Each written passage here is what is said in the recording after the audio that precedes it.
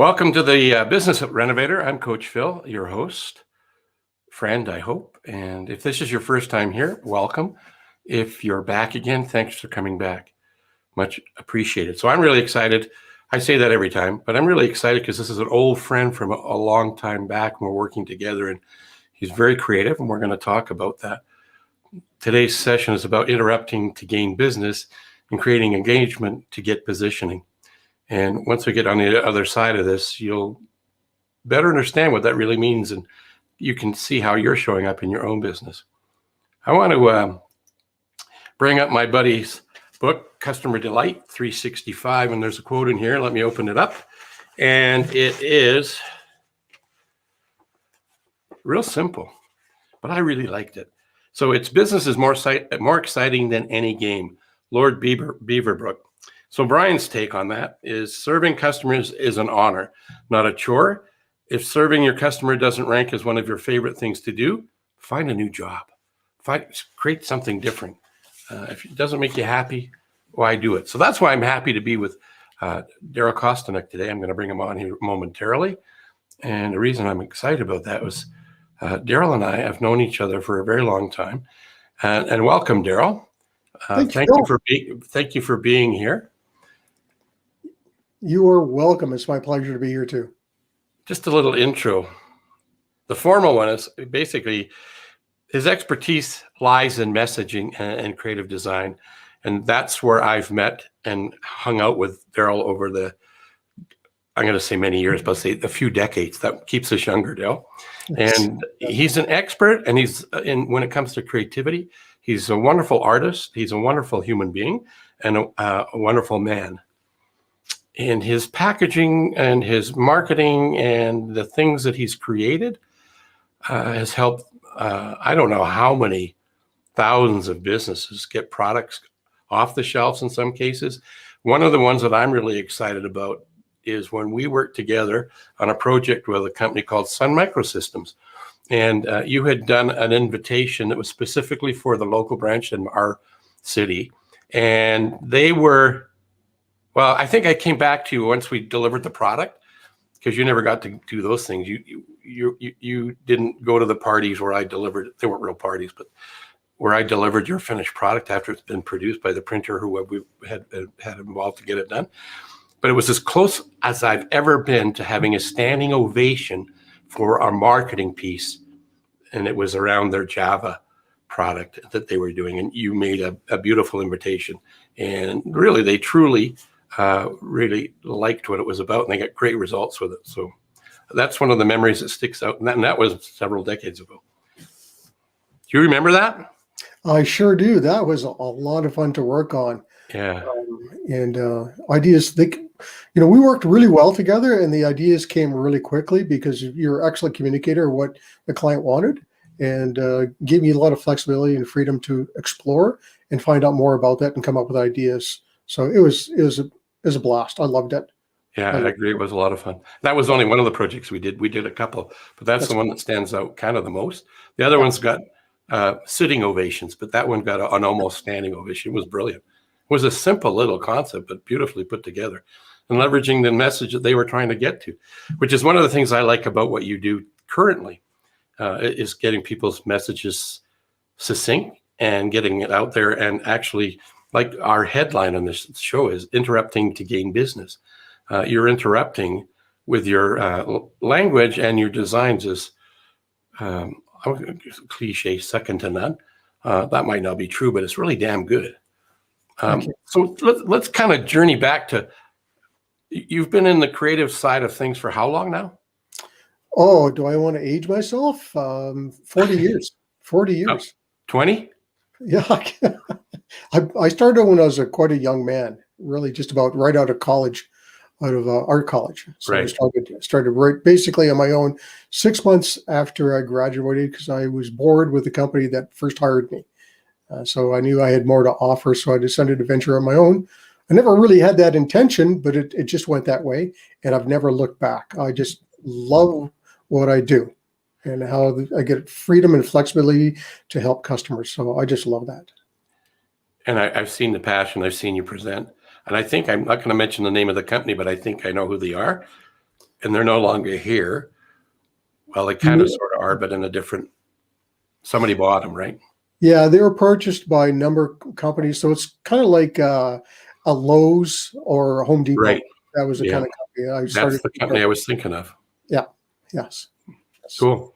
So yeah, I worked in their advertising department as a designer. Right. So yeah. When you were a designer back then doing their advertising and compared to what you've learned along the way, would you say that everything they knew about marketing was wrong? Yeah, I would agree with that. And, I had to discover that for myself because, my training was really in institutional and brand marketing. So it was really more about the visuals and the message wasn't really as important. They're really saying the same thing as everybody else. It was like to say, what I've learned is called platitude, or really the blah, blah, blah. What I did is I started with visuals, and I kind of shifted in, well, you know what? There's a message, and the words are even more important. And that's where I shifted that and combined both the messages and the visuals, and the results just skyrocketed for that. So you're right. You're correct in that. It's marketing is misunderstood today. I would say a lot of it's misunderstood. So if you were going to help somebody understand it in a few words, what would you define marketing is? Well, marketing is really, it's applied psychology. It's really going to get in join the conversation that's going in the mind of your market. So you kind of get what is your customer thinking? What's the frustrations that they really have? What's the issues they're dealing with? Because they're really looking for a solution that benefits them. And typically what we see in the marketing today, it's all about the company. They just say, oh, we do this, so we can do that, and we can do that. And it really doesn't really solve a problem for the customer. So if you can shift your message to where there's a benefit, where the customer goes, whoa, wow, that's what I want, then your message stands out, it interrupts, and you become different, and you'll win. And then if you win, what does that generally mean? I'm going somewhere with this. So Well, the win would be you're providing a benefit to the end user or your prospect, your customer, because they're going to enjoy what you have, because you communicated a benefit to them. You're solving a problem because they have a problem that they don't want, or there's something that they want that they don't have. Right. So your message or your product, it could be a product in a package, your product in your packaging or your marketing.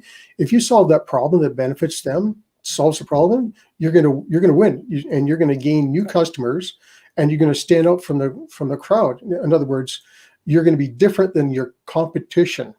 And what I usually try to do is I challenge prospects or even customers or even any company is to do a comparison. Just compare your website in the marketplace with the similar industries that you have, and what you'll discover is a lot of them.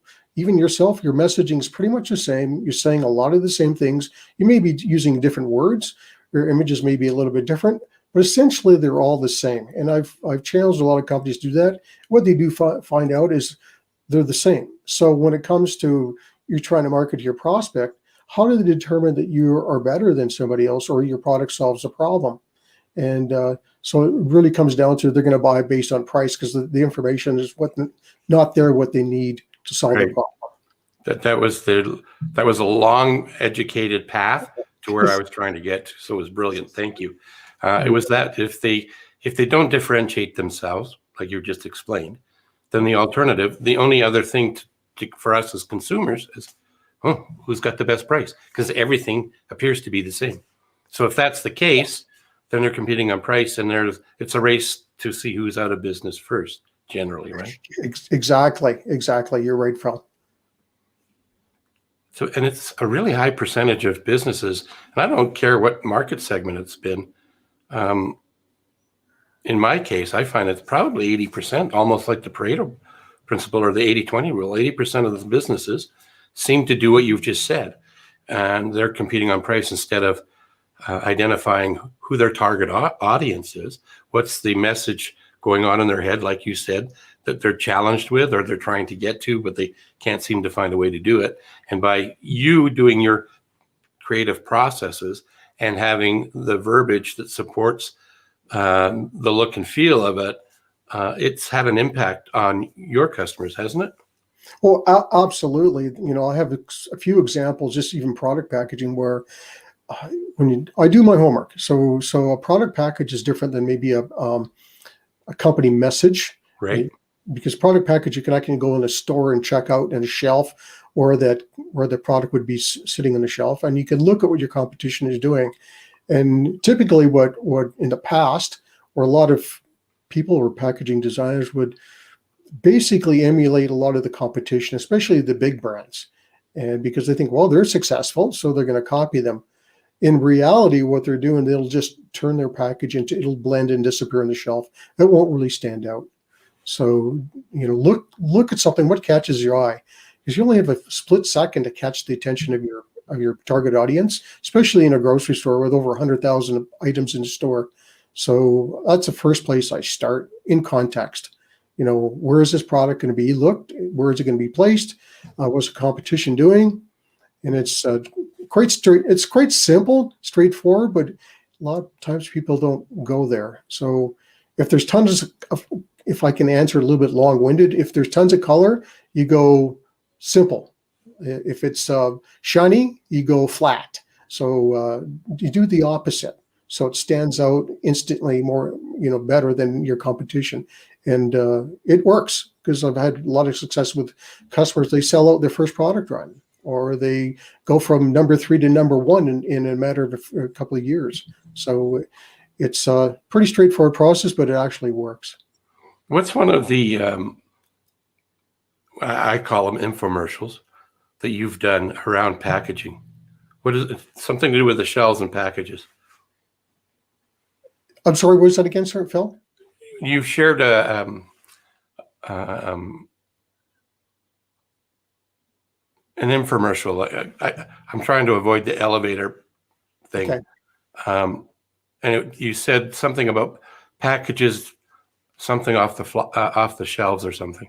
Oh, yeah. So it's really, the intent is you want your customer to pick your product up. As soon as they pick up your product, chances are they can put it in a grocery cart. So really, the package is jumping off the shelf into your customer's shopping cart. So essentially, that's a win for you when that happens. Yeah, that's actually what I was driving to. I couldn't remember exactly how you said it, though, but I was impressed because it became an interrupt state change statement for me when I first heard you say it. And I just thought it was worthy of being repeated to the people who are watching this now, or if they watch it on the replay. If you watch it on the replay, go #replay, please. That would be wonderful. We know that you caught it a little later on. Yeah. So what do you like most about creating engaging content for your customers and clients? Oh, thank you for that question. I love that question. It's an opportunity for me to find out exactly what the customer, who they are, because every customer I've worked with, sometimes even though they have the similar product, they operate completely different. And a lot of times their product is a little bit different, or their service is a little bit different. They're all unique. So I get a chance to interview the people and capture the essence of why they're doing their business, and what problems and solutions they bring to the marketplace. And I get a chance to craft messages. I get a chance to craft visuals that actually emulate who they are and make them stand out in the marketplace. So it's so much fun to do that. I love doing that. It's my favorite part. And because the results always turn out to be, well, I would say not all the time, usually they're off the chart, but they do increase and help them get attention in the marketplace. I just love that part. Very cool. Is there anybody that you can think of that you could talk about and share live today? And if you don't want to mention their name, that's okay. No, there is a couple of recent products. I was engaged, almost 2 years ago. We just did some updated on their packaging because they changed the size. It was a company that had dissolvable strips that went in on your tongue. And so their current packaging, or the packaging back then, they had to change. And so as I interview them, I find out that they're struggling with it. The sales aren't going as good as they thought or they want to do. So as I talk to them, find out what's the benefits, why dissolvable strip on their tongue? why? And they said, well, 50% of the population have trouble swallowing pills. Mhm. And I go, oh, isn't it interesting? Well, how come that's not on your package? Right? Because that's a benefit statement that really would benefit. If a prospect saw that, they're gonna look at it. And so another thing is, well, why a strip on your tongue? What's the purpose of it? Oh, they say because 95% of the, if we're going to call it a medicine, they're really, for instance, vitamin C strips and vitamin D strips. The efficiency rate of under a tongue is 95%, as opposed to when you swallow a pill is only 50%. So it's far more effective to put something on your tongue than swallow it in your stomach. So that was another benefit that I discovered with that. And their product also tastes good. So really, the interrupt was putting some of those statements on the packaging that when someone picked it up, or actually because it was, striking package, they would see the benefits of it right now. It solves a problem. It's just for them, and they would purchase it. So I applied all those things with an interrupt, with the visuals, with the graphics, and the results increased their product tremendously. There was actually a study done by university, actually in here, some MBA students. They did a test to see, is that package standing out on the shelf? So they did a test and they put it in a few stores, and the results came back. And of course, I was a little nervous because that's some student doing a test. Right. 64% of the people saw the package on the shelf, which is really impressive, because how many times do you walk by down a grocery store and you don't even notice a product package on the shelf? So I was quite pleased. My client, the product's called Solve Strips. They're very, very pleased with that result. So they've been a client continually a client. We've helped them with other stuff too. So it's really, really a lot of fun to get those results and actually help a customer solve a problem. So what would the average stats be for product being recognized? Any idea? What was that again? Sorry? You said there was 64, 67% Yes. success rate based on that study done by the university students. Yep. Did you have any data information prior to that would suggest what a good percentage would be? No, I don't. All I know is you only have, like I mentioned before, there's over 100,000. The average grocery store has over 100,000 SKUs, i.e. products in a store. And really, you only have about 2 seconds to capture the attention of a prospect under that, because there's so much to choose from. So typically, that's what it is. I don't know the percentage of people see. So I'm sorry, I don't have that data. No, and I put you on the spot. So it's not my intention. I just thought maybe you might know that. I do know that there's more to packaging than just color, images, and positioning on the shelf, which are all important aspects. But the thing that maybe some people don't know and understand is, particularly in Canada, I can't speak for other countries, there's compliance issues that you need to be aware of in order for the product to be, packaging to be acceptable to be put on stores. Could you talk about that a little bit? Oh, thank you, Phil. Yes, thank you for reminding me of that. Yeah, there is in the U.S., because this package, Solve Strips, is available in the U.S. and other parts of the world. It's not in Canada yet, but you can buy it online. All product packaging, if you plan to go across Canada with it, has to be bilingual, and so that's one of the compliance issues. Other compliance issues are placement of a nutritional facts panel. It's got to be certain size, a minimum size. Your weights and measures have to be certain size. Your ingredients have to be certain size. So there's a lot of compliance issues with the fonts, the type of type style you put on it, the size of the type style, where it's placed on the package. On what they do is they call it a principal display area. So there's only certain things that can go on there, and certain sizes. So there's quite a few things to review when you're putting together the package. As a matter of fact, someone reached out to me last week, company from the US. They wanted to bring their product into Canada, and I said, was it compliant for Canadian stuff? And they said, oh, home. They've totally forgot about that. So, and usually a lot of products, especially this was I would call it a health supplement product. There's always a lot of ingredients, a lot of information on that. And you can't fit all that information on a label, on the front of a label. So there's the other issue where you can print it on the back. So like a POA type label. So it's very complicated at times, but very simple. But it takes a lot of time to format and put these things together. Well, being that I'm not an expert in packaging, I'm going to backtrack. You said POA. What does that mean? Principal display area, right? So PDA, which means the front face of your package that you would see on a shelf. Okay. Right? How it's, it's called a facing. I did work in the grocery industry when I was a kid. So we'd have to, what they call face the store shelf. In other words, turn the product so it faced the consumer as they walked down the aisle. And a lot of times people pick it up and just put it back. We see on the side of the can or the back of the can. So they'd always want to front face forward. That's interesting. I never knew that about you. So your packaging, marketing, and product promoting experiences is not only from the artistic side and the marketing expertise side. You've actually had a hands-on in a grocery store. So you really not only see it from a consumer's point of view, but also from the inside workings of a store and what the significance of packaging. Yeah. Well, but however, when I was younger, I really didn't connect the two, but I guess it did have an impact because you see it all the time. Yeah. So yeah, I guess that did have a little bit of an influence on it going forward. Yeah. It was like, what's that guy's name? He created Apple. Steve Jobs says you can't join the dots moving forward, but you can look back and connect the dots.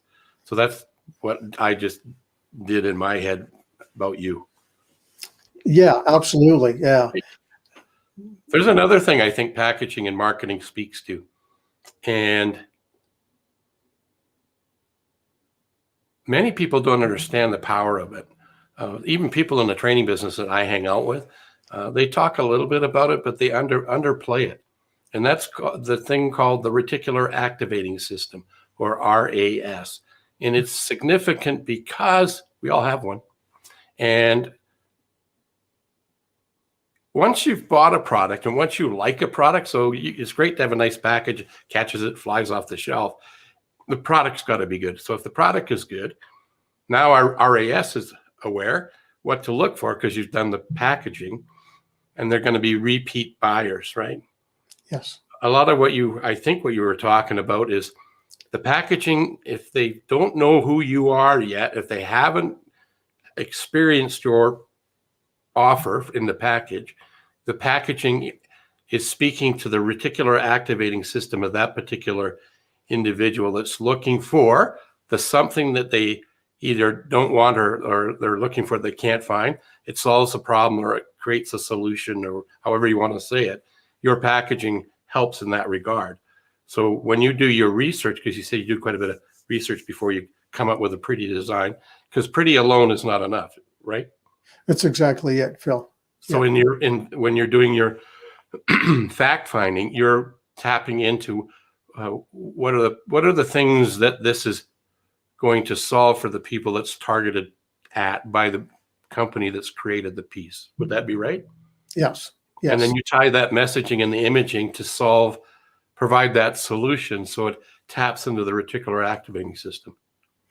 Yes. I like to communicate and share with my customers, whether it's packaging or marketing. My job is to get you the first sale with whether the message or the packages. Your job, which would be my customers, is to get the second, and third, and fourth, and fifth sale. And that is how the product or service you have. So they're going to like the product, they continue to buy it. Or they like the service, they're going to continue to buy it. So right. It's their job is to make sure that the ongoing sales match what the product packaging or the marketing message said. So we're promising something on the package of the marketing, and it's up to the client or the product inside that package to fulfill it. Yeah. So in case people don't understand, you're not just the guy who gets the packaging right most of the time. It's about helping them get that second, third, and fourth sale as well. Correct. and you offer additional services. You're a coach and consultant as well as a package guru, Sensei, using the martial arts world. So that's pretty cool. As I do something similar, I don't do any of the creative. If I need a project like that, I work with people like Darryl, because Darryl's damn good at it. But myself too, in my sales training programs that I offer to my clients, is it's not the first sale that matters. Yes, it does matter, but it's getting the second one. Correct. So it's more complicated than just packaging. But packaging, we need to interrupt. We need to gain their business so that we get engagement to get a positioning with your packaging, or with any kind of marketing that we do, whether it be I almost said that company that you were going to start a bunch of years ago, but I mean, the ideas you've had. Can I say the truck one, the Sure, you can. board one? Diesel boards, yes. Way yes. back when, that was a brilliant idea. Actually, it's 20 years ago, Phil. I know. Yeah. And it didn't work out, but it didn't work out not for any reason because it wasn't any good. There was a whole bunch of logistics sort of things. It was a challenge to make it happen. That's But right. what I love about that is you've taken that idea and modernized it and put it into something else that I can't talk about. Guys, just pay attention. Darryl's working on something. They just recently launched it, so I'm not allowed to brag about that one yet. But once he starts getting some results, you won't be able to hold me back. I'm excited to see what happens with that. And that's not just in Canada. That's spread to the US and in Canada as well. So I'm excited for you for that. And it's doing what we're talking about here. It's interrupting to gain business and creating an engagement to get positioning, which means that you're going to get happy customers. Yes. And you'll be able to build that business that you wanted to build, the dream that you had, whatever that is for you guys and gals. Get the passion, or keep the passion that you have, and the bounce back in your step as you work with Darryl and what he brings to the table. So is there anything else business related you wanted to talk about that I haven't asked you? Can we talk a little bit about return on investment? Is that something that's It's that important? a lot of times I get feedback, early on with some of the packaging, that people go, oh man, that designing packaging is really expensive. And I go, compared to what? So I always, it's easy to do the math on it, going, forward and backwards on it. So I challenge my customers, say, let's say that your product sells for $2 in a store, and you lose one sale per day per store. So it's $2. Doesn't sound like much, right? But what if your product packages in 50 stores? Okay, that's $100. So you're losing $100 in sales. That doesn't really sound that much. But wait a minute here. There's 365 days in a year? You're losing, $36,500 a year and lost sales because your product package isn't doing the job that it should be doing. So $2 a day per store initially doesn't sound that much, but when you add it up, $36,500 is a lot of money. The cost to do a standout best-selling package is a fraction of that. So what if you could increase your sales by one a day per store? That's an additional $36,500 in revenue, which would more than double your return on investment, usually from a package or product design, depending on how many SKUs or products that you do have. So it's really to your benefit to have a best-selling package, whether it's a product package on a store shelf or a marketing package or whatever that would be for your business. That includes anything like a website, marketing collateral, messaging, that kind of stuff. So when you do the math that way, it makes a lot of sense to me anyhow, and a lot of my customers too. I think that's a good point to bring up. I'm glad you threw that in there. Often we don't look at what's the opportunity cost. And then that's what you've just explained there, by one package compounded over a 12-month period on multiple stores. That's significant. And if you did that for 5 years, that's a lot. Well, that's not even looking at adding any interest in there, because you could use it to invest in other things. I'm glad you brought that up. Yeah. And usually a product package, the design will last 5 years. So you're over 5 times returning your investment, or just more than that, but your packaging design is a one-time cost, and it's actually the smallest part of the cost overall, but the biggest, most important area that's going to generate sales for you, because it's all about the visuals and the message. And the same applies to marketing. As you alluded to, just Sun Microsystems with that card that we did, that invitation that we did years ago, Phil. The same thing applies, is the interrupt, the engagement, that you get opportunity to talk to your customer and make a sale. Yeah, absolutely. I mean, we could talk, I would say forever about marketing, but for certainly a longer period of time than what I try to keep these two. So I just wanted to jump into the personal side a little bit. Okay. You're a hockey nut. I'm a hockey guy. Yeah, I am. No, a hockey nut. A hockey nut, yeah, I still play. Yes, you still play. And you're only a few years younger than me. Yeah, it's amazing. Just amazing. And at one time, pre what we're going through in the world today, I think you were like playing for 3 different teams. Yes.